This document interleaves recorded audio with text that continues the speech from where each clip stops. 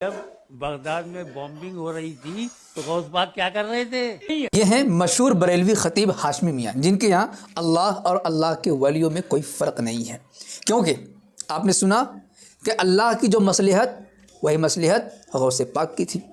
पता नहीं किस इदारे की दाल और रोटी खा करके ये मुफ्ती का कोर्स किया था। काबा शरीफ में बुतों का रखा जाना, इसमें अल्लाह रब्बुल इज़्ज़त की मसलिहत थी, ये यकीन कामिल के साथ कहा जा सकता है।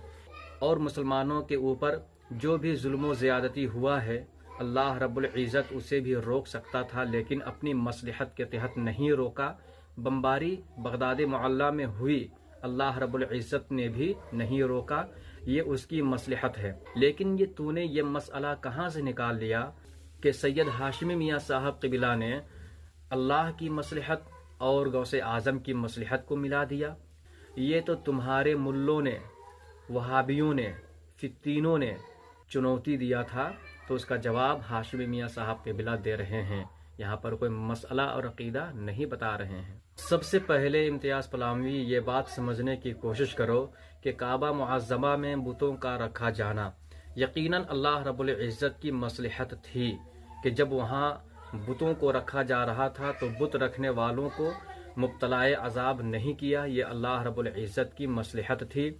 काबा शरीफ में बुत रखने वालों के ऊपर अजाब नाजिल नहीं फरमाया, इसमें अल्लाह रब्बुल इज़्ज़त की मसलिहत थी, ये अल्लाह रब्बुल इज़्ज़त की हिकमत यहाँ पर थी। यकीन कामिल के साथ कहा जा सकता है।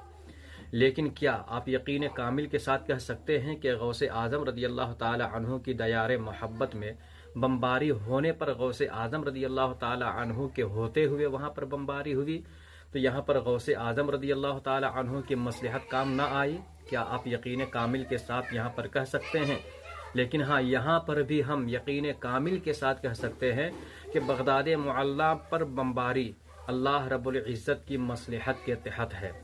यहाँ पर भी अल्लाह रब्बुल इज़्ज़त ही की मसलिहत है कि बगदाद की सरजमीन पर या दूसरे ममालिक पर बम गिराने वालों को अल्लाह रब्बुल इज़्ज़त मुब्तलाए अजाब नहीं फरमा रहा है, गिरफ्तार अजाब नहीं कर रहा है, तो इसमें भी अल्लाह रब्बुल इज़्ज़त की ही मसलिहत है। हम यकीन कामिल के साथ कह सकते हैं और ये भी कह सकते हैं कि देवबंद में अभी जो तालिबान का लीडर आया, तो इसमें भी अल्लाह रब्बुल इज़्ज़त की ही हिकमत और मसलिहत है, और ये भी हम यकीन कामिल के साथ कह सकते हैं। ये तो तुम्हारे फित्तीन मौलवियों ने ही एतराज़ किया था कि गौसे आज़म रदी अल्लाह ताला अन्हु जब साहिब इख्तियार हैं तो वहाँ पर बमबारी हुई, तो गौसे आज़म ने बचाया क्यों नहीं? यह तो तुम्हारे फित्तीन मौलवियों ने एतराज़ किया था, उसका जवाब हुजूर सैयदना सरकार सैयद हाशमी मियाँ साहब क़िबला जवाब देते नज़र आ रहे हैं। ये कोई मसला या अक़ीदा बता नहीं रहे हैं, बल्कि एतराज़ करने वाले फित्तीन मौलवियों को जवाब दे रहे हैं। पलामवी मुफ्ती, इतनी भी बात समझ में नहीं आती कि यहाँ पर जवाब दिया जा रहा है, मसला या अक़ीदा पेश नहीं किया जा रहा है।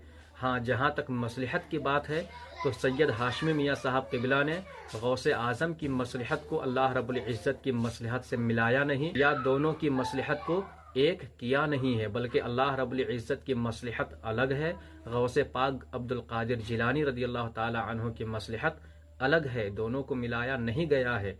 ये तुम्हारे मौलवियों को जवाब दिया जा रहा है, जिन्होंने ये एतराज़ किया था कि गौसे आज़म रदी अल्लाह ताला अन्हु के होते हुए यहाँ पर बमबारी कैसे हो सकती है।